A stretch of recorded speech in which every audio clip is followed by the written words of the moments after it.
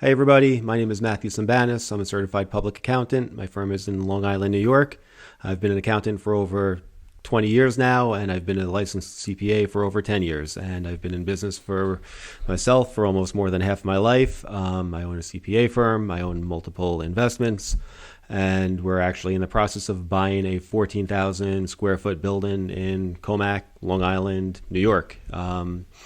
So today's video is going to cover 5 bullet points on basically my experience on how to get rich and on how to get wealthy and how to build a lasting net worth.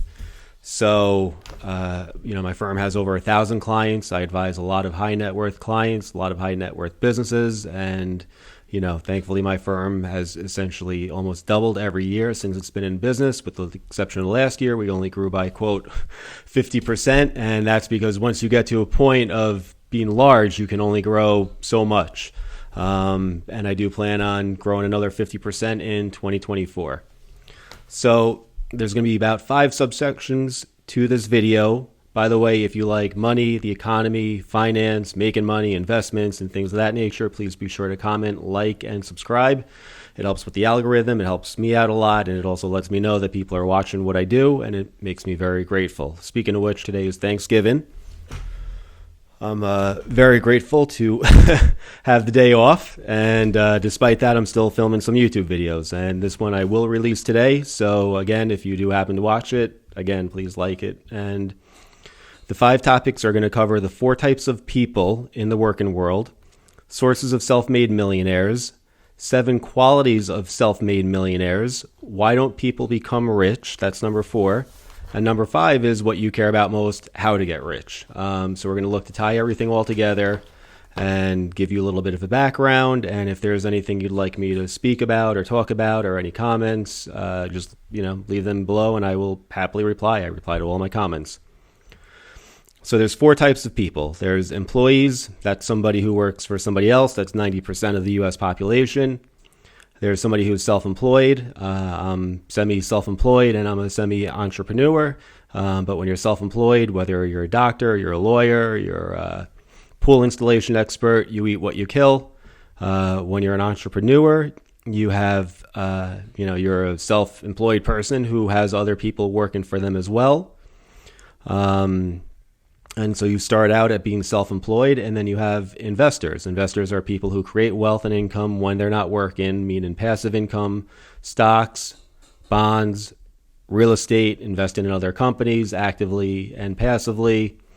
So it's the 4 types of people, and regardless of what category you fall into, or if you fall into multiple categories, you can get rich, right? It might take time. You might have to work a little harder. Yeah, probably going to have to do more than the standard 40-hour work week. I can tell you that I used to do about 100 hours a week. I used to do over 40 weekends, and 40 hours between Saturday and Sunday and Friday. So plus working, 8 to 2 during the week. And when I say 8 to 2, I mean I would work from 8 in the morning until 2 in the morning. And, sometimes it's still like that during tax season.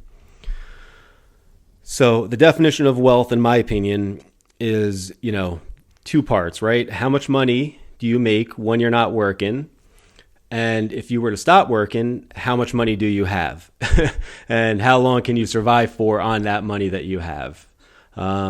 So those are both great definitions and, something to that we'll rehash in a little bit. Sources of self-made millionaires, bullet point number 2. So 74% of self-made millionaires are entrepreneurs. Those are people who have started and built their own businesses and have other people working for them, and a lot of self-employed people as well. But again, until you really leverage what your service is, what your product is, that's really where your net worth increases dramatically. That's where you make the most money, leveraging not only your time, but other people's times and skills. Number 2 is well-paid executives. That's people who work for large companies. They have stock options, etc. That makes up 10%. So, whether you're working for a Fortune 100, Fortune 500, Fortune 1000 company, private accounting firms, private law firms, you can make a ton of money regardless. as a well-paid executive. Professionals, kind of what I just said, This makes up about 10% as well. Doctors, attorneys, accountants, CPAs, etc. After that is salespeople. Those are salespeople who work for another company. And one thing I want to touch on is no matter whether you're an entrepreneur, whether you're an employee, whether you're a well-paid executive or you're a professional, you're in sales, right? No matter what, if you can't sell your services, if you can't sell your skills, you're not going to get very far, unless you can figure out how to be antisocial and sit behind a computer monitor, which I'm sure plenty of people can, and play video games. In the real world, though, that's less than 0.1% of the population that's actually able to do that. So salespeople, though, who work for another company, and then we have out-of-the-box millionaires, and that makes up only 1%. And that includes, millionaires, athletes, rock stars, artists, authors, things that creative people, also the river people. River people are who find a passion, kind of like a stream or a river, and they throw themselves into the river and they immerse themselves in it and they love what they do and they're very good at it and they're able to make a ton of money doing it. So there's, 5 sources of self-made millionaires, which we just went through. You have entrepreneurs, well-paid executives, professional salespeople, and out-of-the-box millionaires. 7 qualities of self-made millionaires. Honesty, right? If you lie, you're not going to get very far, and you're a liar. You're going to have low self-esteem. It's going to bother you in every which way. In theory, it should. So honesty, self-discipline, the best definition of self-discipline is doing what you don't want to do or doing what you don't want to do when you don't want to do it, right? You have to just get up and do it. Just like Nike says, do it. That's the difference between successful people and unsuccessful people. Successful people are willing to do the things that unsuccessful people aren't, and that's why they're successful. Getting along with people, likability, all of your relationships, all of your sales, everything in your company is going to come from likability and relationships. So if you're an unlikable person, people aren't going to want to deal with you, and that's the end of the road unless you have a monopoly on your product. And if you are unlikable and you do have a monopoly on your product, the government's going to come after you. Even though when the government goes after monopolies, which is, crazy, kind of like when Hollywood Video and Blockbuster wanted to merge, and the government stepped in and said, no, those are both long dead, gone companies, with the exception of one Blockbuster in Washington State or something crazy. So likability, can't emphasize that enough. A supportive spouse saves on the drain on energy. Again, if you have if you have an unhappy home life, if you're very lonely, it affects your self-esteem. It affects every aspect of your life. It weighs on you mentally. You definitely want to be happily engaged or involved with somebody who is good for you. Hard work. Number 5. Hard workers start earlier, work later, and work hard at work. Get off your cell phone, get off your email, and whatever your job is, do what you're doing. Do it. Whatever the most high value use of your time is, that's what you need to be doing. It's the 80-20 rule. 20% of what you do is going to make up 80% of the results, and you should be focusing on that 20%. Excuse me. And to take it a step further, if you go into the top 20%, of the top 20%, and you focus on those skills that much more, then that's where you're going to really get wealthy, amplify your skills, and amplify your business. Number 6 is do what you love to do. And my question to you is, what do you love to do? And you might say, hey, I love playing guitar, but how am I going to make money playing guitar? There's plenty of people on YouTube who play guitar who are making a killing playing guitar. There's plenty of people who love guitars that are making guitars. They say, whatever the case may be, no matter what, I'm confident that whatever is out there, you can make money doing it. Just look around, see what other people are doing to make money with that particular passion of yours, and copy them. Law of cause and effect. And number 7, the 7th quality of self-made millionaires are the ability to sell. It's a learnable skill, kind of like learning how to cook, learning how to use your cell phone. There's books upon audiobooks I have tapes going back to when I was in high school. a long time ago that I still kept as memorabilia. Again, and they have records as well, I'm sure, that, teach you how to sell. And it's much simpler. And again, a lot of that also has to do with likability. If people like you, they're going to want to buy from you. Okay. The fourth bullet point: why don't people become rich? Why don't they? Why didn't my mom become rich? Why didn't my father become rich? Why didn't my brother become rich? I guess they never decided to. I told them all to invest in the stock market a long, long time ago. Had they listened to me, they all would have made a ton of money. They'd have a lot more money. And, the bottom line is make the decision to become rich. And you can do it. And, if you never were told that you can become rich, well, I'm telling you now. So get rocking and rolling.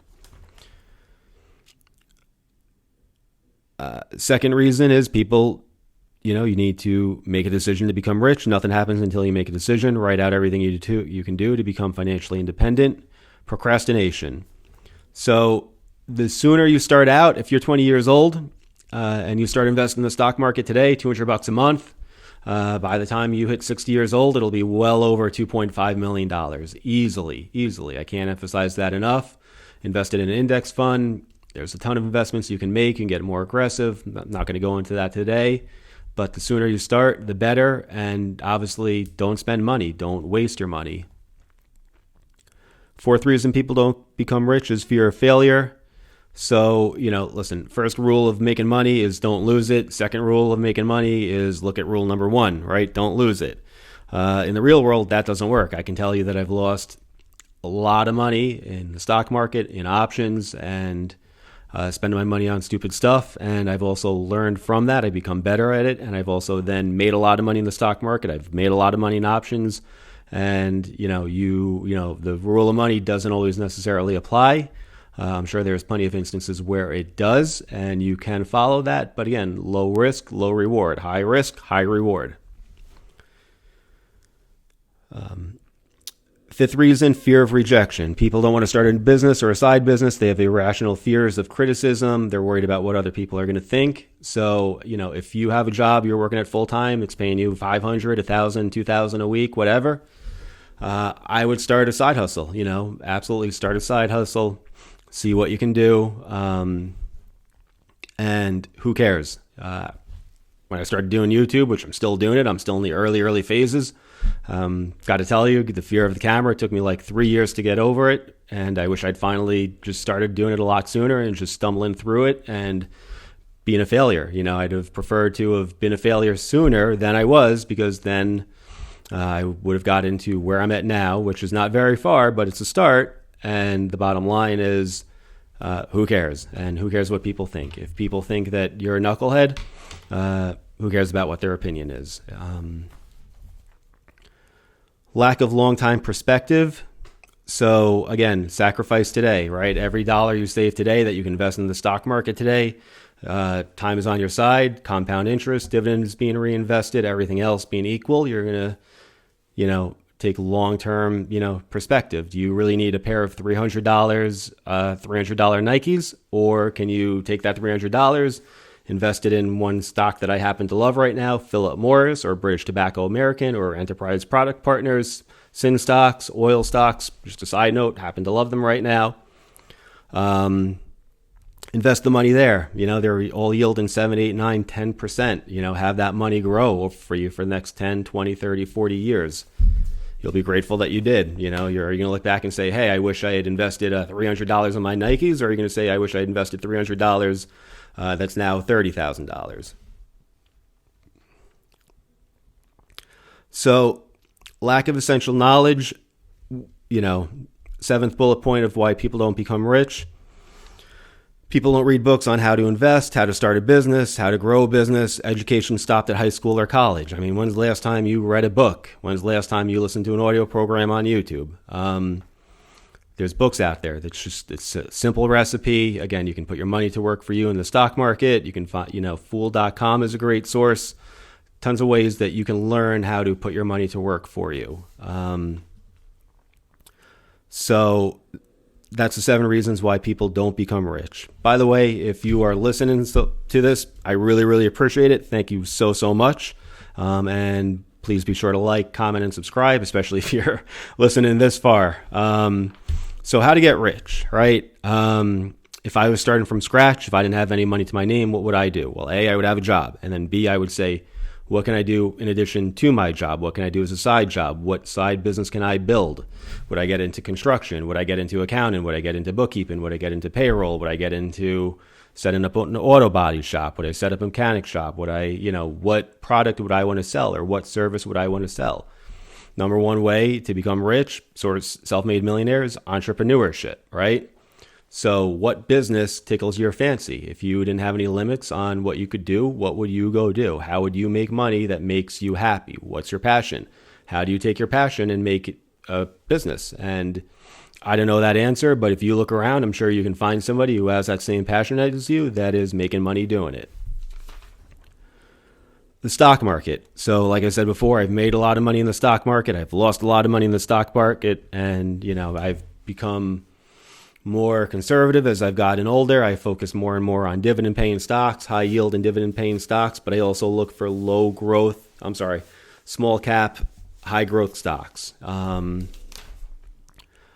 So saving and investing, the earlier you start, save $100 per month at age 20, compounded, annually at 10%. That's going to be over $1 million at age 65, or literally $200, $50 per month, per week. You're going to have well over $2 million when you retire over a 40-year period. And the older you get, the more you need to step it up, but that's that.